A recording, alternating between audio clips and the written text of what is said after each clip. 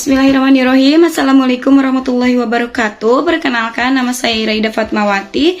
Saya perwakilan dari SDN Malakasari, Kecamatan Balendah, Kabupaten Bandung untuk program tantangan literasi BEDAS. Pada bulan ini saya akan memenuhi tantangan, yaitu tentang dongeng, di mana buku yang saya baca berjudul Cerita Rakyat Nusantara disusun oleh tim EFK. Penerbitnya adalah Erlangga for Kids dan jumlah halamannya berjumlah 73 halaman. Judul yang saya baca yaitu tentang si lancang. Pada suatu hari, hiduplah seorang pemuda miskin bersama ibunya di tanah Riau. Dia bernama Lancang. Mereka hidup berdua setelah ditinggalkan meninggal oleh sang ayah. Keadaan mereka berdua sangat miskin. Rumah mereka mau roboh, atapnya bocor, dan pekerjaan apapun mereka lakukan demi memenuhi kebutuhannya.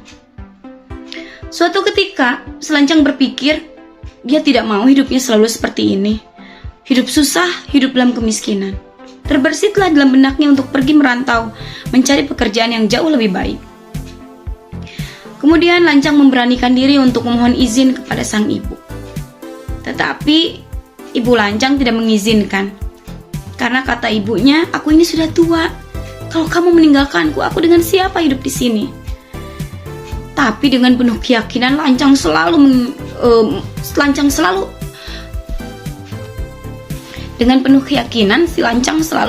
meyakinkan ibunya bahwa dia tidak sendiri meskipun Lancang itu akan pergi meninggalkannya merantau. Dia terus memujuk sang ibu.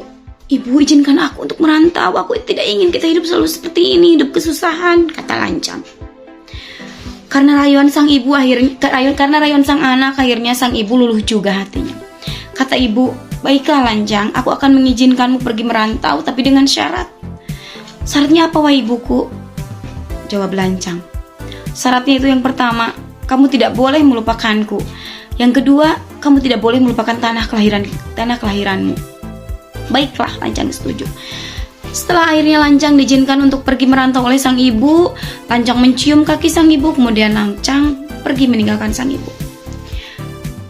Hari berganti hari, minggu berganti minggu, bulan, tahun berganti tahun.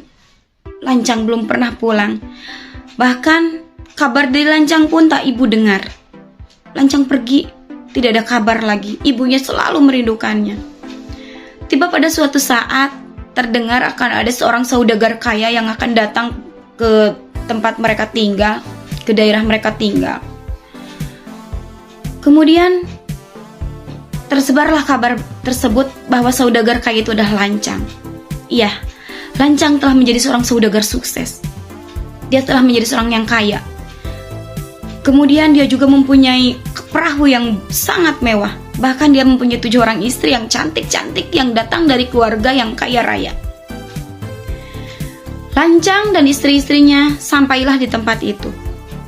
Terdengar oleh warganya, terdengar oleh masyarakatnya, ada seorang saudagar kaya Lancang. Mereka berlari, mereka senang, mereka ingin menyambut Lancang. Karena mereka tahu Lancang adalah temannya dulu. Mereka memberitahu ibunya, Ibu, datanglah bu, anakmu sudah datang, Lancang telah datang. Lancang telah menjadi seorang yang sukses. Ibunya bahagia, ibunya senang, karena menahan rindu yang teramat sangat dalam. Tapi ibunya bingung. Dia tidak memiliki baju yang bagus, dia tidak memiliki baju yang layak untuk menemui Lancang anaknya. Tapi karena kerinduan itu, baju lusuh, baju jelek pun tidak dihiraukan. Dia datang berlari menemui anaknya. Tiba saatnya ibunya itu datang di kapal mewah tersebut. Ibunya minta izin kepada sang pengawal untuk bertemu dengan tuannya yang tidak lain anaknya sendiri.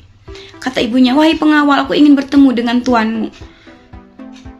Karena melihat penampilan ibunya, pengawal itu lantas berkata, siapa kamu wahai perempuan tua? Berani-beraninya kamu akan menemui tuan kami.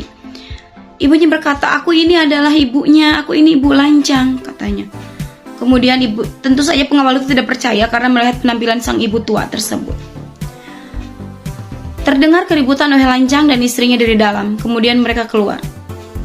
Tapi apa kata Lancang? Lancang kaget, Lancang malu. Dia tahu perempuan tua itu adalah ibunya. Yang berdiri di hadapan dia itu adalah ibunya. Kata ibunya, Lancang anakku, aku merindukanmu. Tapi apa kata Lancang? Siapa kamu wahai perempuan tua? Berani-beraninya kamu mengaku bahwa kamu itu adalah ibuku. Dia malu oleh istrinya.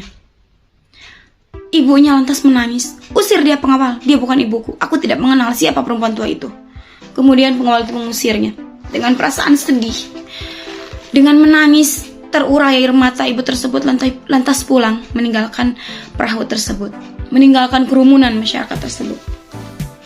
Sesampainya di rumah, sambil menangis ibunya mengambil lesung dan mengambil nyiru.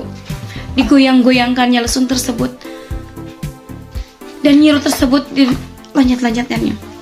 Sambil berkata dalam hati, sambil menggoyangkan lesung tersebut, sambil berkata dalam hati, wahai Tuhanku, hukumlah dia sesuai dengan perbuatannya. Tiba-tiba saja terjadilah angin yang sangat dahsyat, kemudian petir yang menggelegar sehingga menghancurkan semua kemewahan yang Lancang miliki. Kapalnya hancur, harta semuanya luluh lantah. Itulah doa dari sang ibu. Kemudian kain sutra yang dibuatnya melayang-layang jatuh ke suatu tempat yang dinamakan lipat kain yang berada di kampar kiri. Kemudian gongnya juga jatuh dan diberi nama Sungai Ogong yang berada di kampar kanan Riau. Tembikarnya juga melayang-layang menjadi pasubilah.